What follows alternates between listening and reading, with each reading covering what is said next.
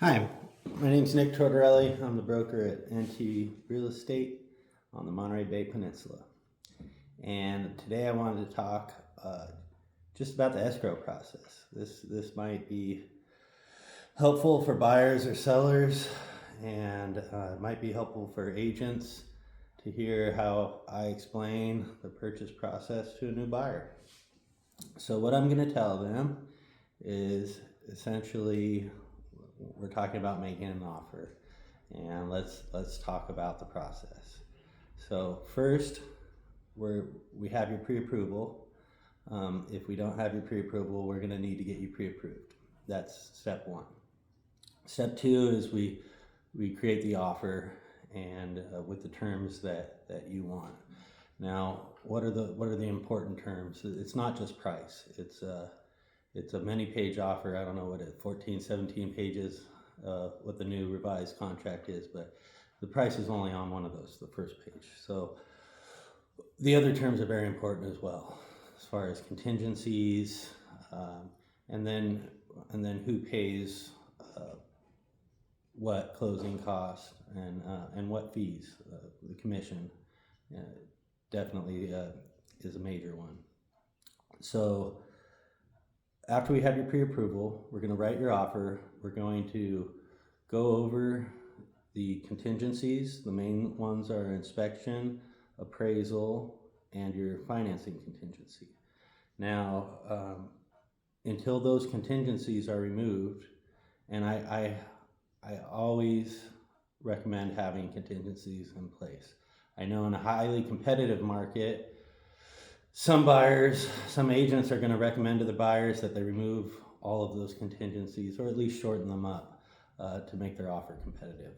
However, in our current market right now, I definitely am going to want to put in contingencies for my buyer, because we're not really in multiple offer situations for the most part right now.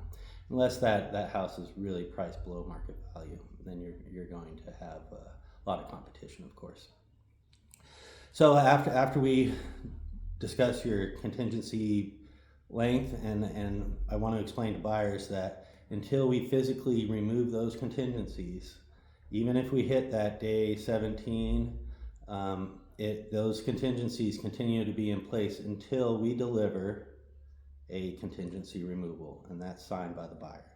So Mr. and Mrs. Buyer, the deposit we're going to place into escrow after our offer is accepted within 3 days, 3 business days, is going to be 3% of the purchase price. The reason that we specifically place 3% is because that covers liquidated damages later on in the contract. That's going to cap and limit any kind of damages on either side to 3% of the purchase price, which is definitely beneficial to both parties, really, but really stronger on the buyer side. Second thing I'm just going to say, well, here's what's going to happen. We submit that offer, you place in the deposit, and we're going to, at the day after we submit that offer, not really the day after we submit it, because it usually takes a few days, for 2-3 days of negotiating with the seller to have a meeting of the minds. And then day 0 is going to start on the day that the seller accepts that contract and signs the offer that you've submitted, or we've submitted. After day 0, we're going to have our contingency period. The standard contract dates for inspection and appraisal are going to be 17 days and 21 days for financing. So we're going to jump on our inspections first. Even if the seller has a home inspection, there are benefits to the buyer getting their own home inspection, although going with the seller's home inspection from a reputable home inspector can be just fine. So we're going to review, if we already have a home inspection, we're going to review it carefully. If we need to get one, we're going to get one scheduled. Also, we want to get, especially in California, Monterey Bay, we have pretty much every house has a termite issue. So we're going to want to get a pest inspection, a termite inspection, and there's in that termite inspection, just to go into it a little more briefly, is we'll have section 1 work and section 2 work. Section 1 work is going to be any kind of live presence of termites, beetles, any kind of insects that are still present and still alive, a live infestation. The section 2 work is going to be like the termites have already moved out, but they left some dry rot, they left damage. The inspector may call out that damage, and we can ask for repair of that. So that's really important when you're doing a FHA or VA loan, because we're going to be required to get rid of section 1 damage or section 1 infestation. We're going to have to get that tented or remediated. Almost all termite reports are going to call for a tenting if there's section 1, but there are alternatives. You can do electro gun or the orange oil. You can do what they call spot treatment or localized treatment. But of course, the tenting is going to take care of everything. Generally, you should be able to get most houses tented for $1,500 to $2,500. Of course, then that's like a 2,000 square, 1,500 to 2,500 square foot home. Bigger homes are going to cost more. Anyways, now we'll get back to inspections. So we found something wrong, or we're now unhappy with something reading through the home inspection report. This is going to be a second round of negotiation for us. We're going to go back to Mr. and Mrs. Seller and say, could you either repair these? Could you give us a credit? Or can you lower the purchase price? So one of those three things is really what we're probably looking for to move forward. Otherwise, maybe the buyer's happy and I can live with everything that came up on the reports. Now we're going to move on to removing contingencies. Once we've removed the contingencies, we've cleared the pest inspection, we've cleared the home inspection. Our lender has told us that we have a clear to close. We can remove all contingencies. Now we're moving on to closing.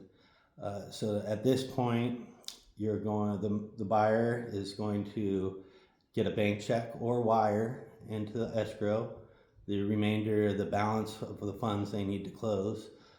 We won't know this figure until the very end because there are variables that change with the closing date, such as taxes, interest, that sort of thing.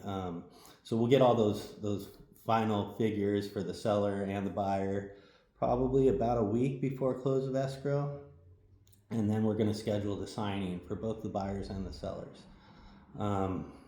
And once you bring in the money and sign your closing documents, those documents will get, if it's before 11, 12 o'clock in the morning, it may record the very same day.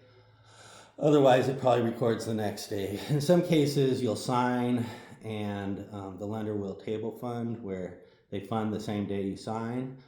Other cases, you sign and the next day the lender will fund, and escrow will send a courier to the county recorder's office to record the documents, and then it's now your house.